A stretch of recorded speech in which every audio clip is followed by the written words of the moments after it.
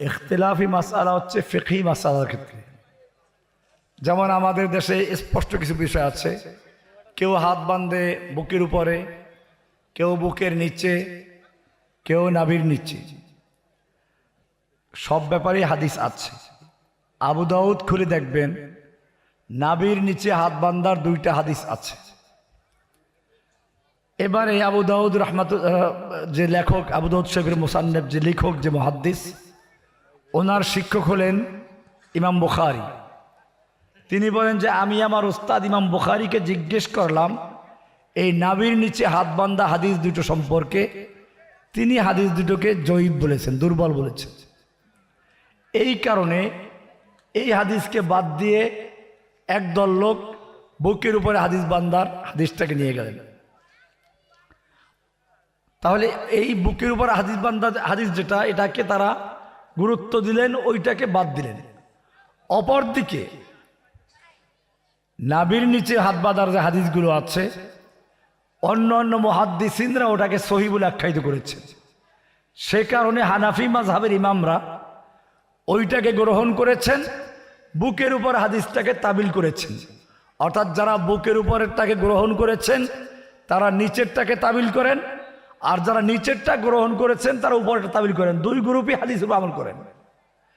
কাজে এটা এমন না যে হানাফিরা হাদিস বাদ দিয়ে মন গড়া আমল করে, আবার যারা বুকের উপরে বাঁধ তারা হাদিস আমল করে। এই বিষয়গুলো আমিন জোরে বলা, আস্তে বলা। তিরমিজিতে একটা হাদিস ওয়াইল ইবনে হুজুর থেকে বর্ণিত, সাহাবী, ওনার থেকে হাদিসটা বর্ণিত। 2 জন সাহাবী ছাত্র, এক ওস্তাদের 2 ছাত্র, তাদের মধ্যে বিরোধ হয়ে গেল। একজনে বললেন যে মাদ্দা বিহা সাওতাহু, একজনে বলল খাফাদা বিহা সাওতাহু। আমিন জোরে বলেছেন, এইটা হলে এক ছাত্র বললেন যে আমার উস্তাদ বলেছেন খাফাদা বিহা সাওতাহু, আমিন জোরে বলে আসতে বলেছেন। আর একজনে বলল মাদ্দা বিহা সাওতাহু। 2 ছাত্র 2 রকম বয়ান দিলেন। এখন হানাফি মাযহাবের ইমাম যারা, তারা চিন্তা করলেন শোবা নামে যে আস্তে যিনি বয়ান করেছেন তারটা গ্রহণ করেছেন, বিভিন্ন কারণ দেখাইছে। অন্যরা সুফিয়ান একটা গ্রহণ করেছেন, তারা বিভিন্ন কারণ দেখাইলেন।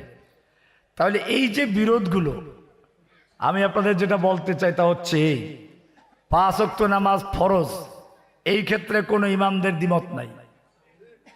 এরকম ভাবে ঈমান, নাওয়াকিদুল ঈমান, তাওহীদের মূল বিষয়গুলো নিয়ে কোনো ইখতিলাফ নেই।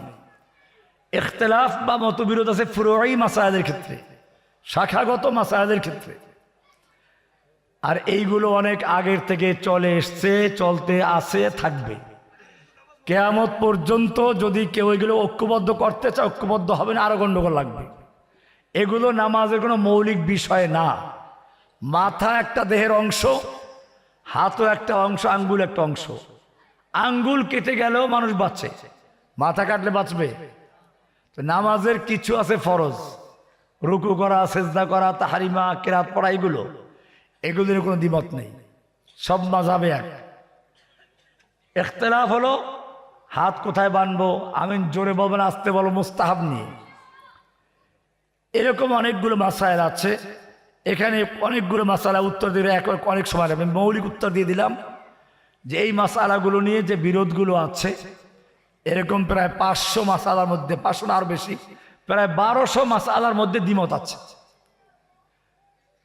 হাত কোন জায়গায় বাঁধবেন, উপরে না নিচে, কোন পর্যন্ত উঠাবেন, এরপরে আপনার ঈদের নামাজ নিয়ে, ঈদের নামাজ তাকবীর কয়টা হবে, তারপরে আপনার এরকম সব জায়গাতে ঈদ কবে হবে, এখানে একটা প্রশ্ন আসছে, সারা বিশ্বে একই তারিখে ঈদ করা যাবে কিনা। এখানেও 2 রকমের মতামত আছে, 2 পক্ষেই দলিল আছে। যারা মনে করেন যে সারা বিশ্বে একই তারিখে সিয়াম ঈদ পালন করা শুরু করা দরকার, শেষ করা দরকার, আপনার কাছে যদি ওই দলিল বুঝে সাথে আপনি করেন।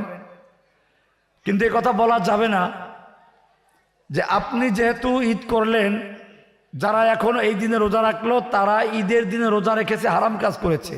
না ভাই, উনি তো আসলে আপনি যেরকম আজকে রোজার দিন, ঈদের দিন মনে করলেন, উনি তো এই দিনটাকে রোজার দিন মনে করতেছেন। তো সেই জন্য উনি রোজার দিনে রোজা রেখেছেন।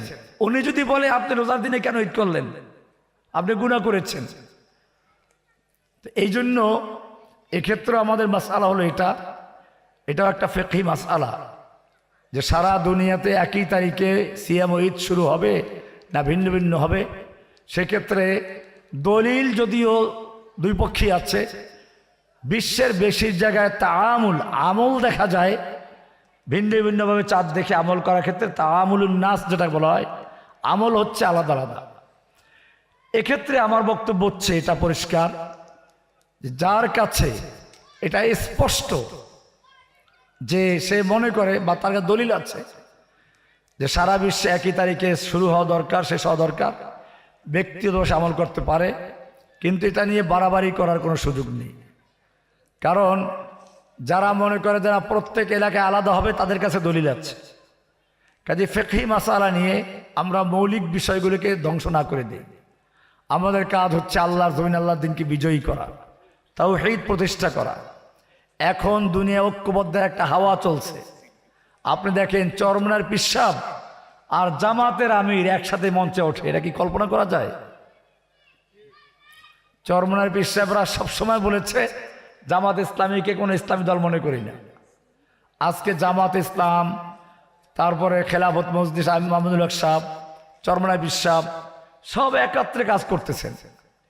কাজে বুঝতে হবে যে বিশ্বের অবস্থা পরিবর্তন হচ্ছে, মুসলিমরা বুঝতে শিখেছে। এখন আমাদের আর গণ্ডগোল করার কোনো সুযোগ নেই, ফিকহি মাসালা ইখতিলাফ করার সুযোগ নেই। কাজে আমার পরামর্শ হচ্ছে যেই অঞ্চলে যেভাবে আমল করে ফিকহি মাসালার ক্ষেত্রে, সে অঞ্চলে ওটাকে প্রাধান্য দেওয়া।